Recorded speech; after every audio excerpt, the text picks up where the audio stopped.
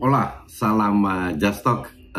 Review seperti biasa, berapa match keren. Gue mulai dari liga lainnya dulu ya. Napoli harusnya bisa jadi juara karena kemarin Lazio kalah lawan Inter. Kalau Napoli menang, Napoli langsung juara. Oke? Dengan Osimhen, mereka tampil full team. Ball possession itu 73 dibanding 27, 24 shots dibanding 5 lawan Salernitana. Mereka cetak gol terlebih dahulu di menit 62. Oliveira 62, dari 62 sampai menit 84 lagi pesta besar. Pesta besar di luar stadion, nunggu ada sekitar 10.000 orang, dan di dalam stadion. Sampai menit 84, Boulaye Dia cetak gol untuk Salernitana 1-1. Jadi bubar itu perayaan juara, bermain di kandang sendiri, tapi nggak ada masalah, selisih masih 18 poin. Artinya kalau Lazio mau juara, Lazio harus menang sisa 6 pertandingan, Napoli harus kalah sisa 6 pertandingan. Baru eventually mungkin Lazio bisa jadi juara kalau goal difference-nya lebih bagus, selisih 20 gol. Tapi ya itu hanya di atas kertas. Feeling gue next week sudah juara Napoli, sesimpel itu. Kita lihat ke match-match berikutnya. Napoli, Empoli, dia di Bundesliga. Di Bundesliga itu Munchen akhirnya menang 2-0 di kandang sendiri. Sementara Borussia Dortmund kemarin seri sehingga bisa disalib. Kalau menurut media-media luar, Borussia Dortmund ini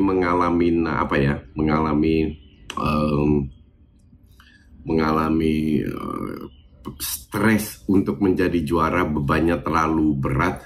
Jadi mereka kemarin seri, kehilangan poin. Sekarang sisa 8 pertandingan kalau nggak salah. Bundesliga cuma ada 18 tim. Jadi sisa 4 pertandingan, Munchen unggul 1 poin. Jadi semua masih bisa terjadi. Oke? Kita ke Liga Inggris. Man City menang 1-2 di Fulham, sehingga Man City ambil alih dengan selisih 1 poin dan kurang 1 pertandingan. Apakah gue sedih? Nggak juga, biasa aja, karena Man City emang lebih bagus dan Arsenal jauh di luar ekspektasi. Cuman gue sangat sayangkan karena berapa bulan lalu lah bisa dibilang Arsenal semua itu nasibnya masih di tangan sendiri. But that's okay, that's football, anything can happen. Di samping itu Newcastle menang 31, jadi kokoh di puncak. Tambah kokoh aja sekarang nih, tinggal sisa 5 pertandingan. Kita lihat Liverpool dan MU seperti apa. Kemarin gue kasih 2 live comment. Mulai dari MU dulu. MU lawan Aston Villa. Ada sedikit perubahan di line up, yaitu Eriksen bermain dengan Casemiro sebagai DM, Sabitzer di belakang Rashford. Oke. Artinya Bruno Fernandes geser ke kanan, Sancho geser ke kiri. Malaysia sebagai back kiri, Shaw Lindelof di tengah, Dalot back kanan. Ini salah satu pertandingan untuk gue yang sangat menarik. Gue sebagai penonton netral, yang sangat menarik dari sisi Man United maupun dari Aston Villa. Dari awal mereka sudah saling menyerang, sehingga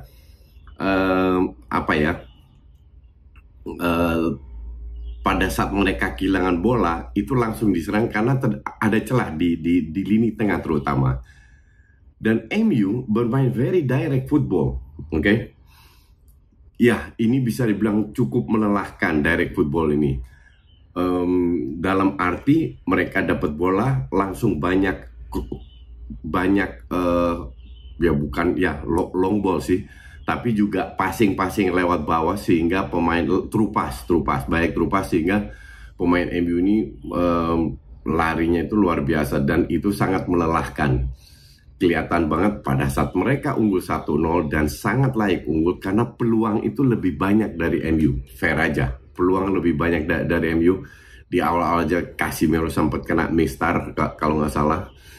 Tapi perlahan Aston Villa mulai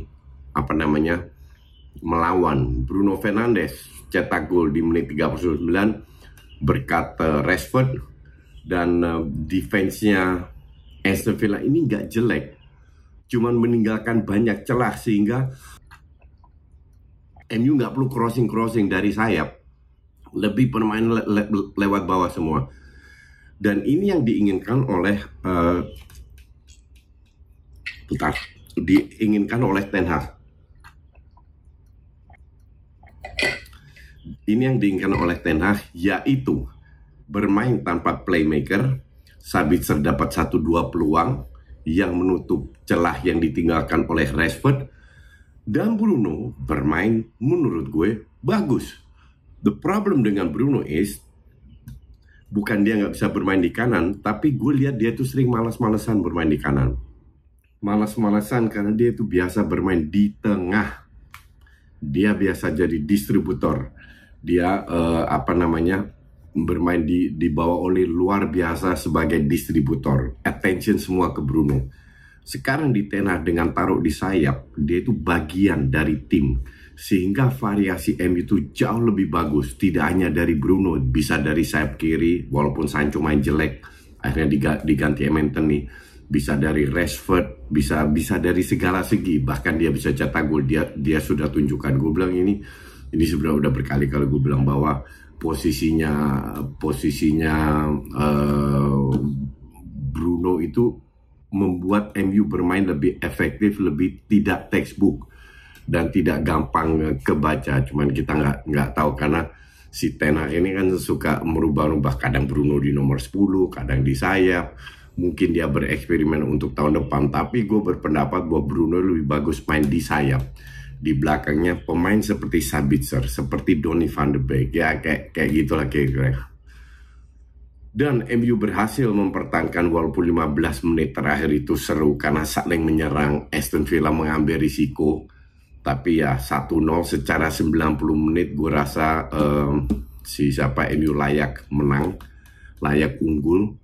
Sehingga yang mereka dapat 3 poin, nempel terus di belakang Newcastle dengan selisih 1 poin. Kalau satu pertandingan kalau itu menang, mereka di atas Newcastle kalau nggak salah.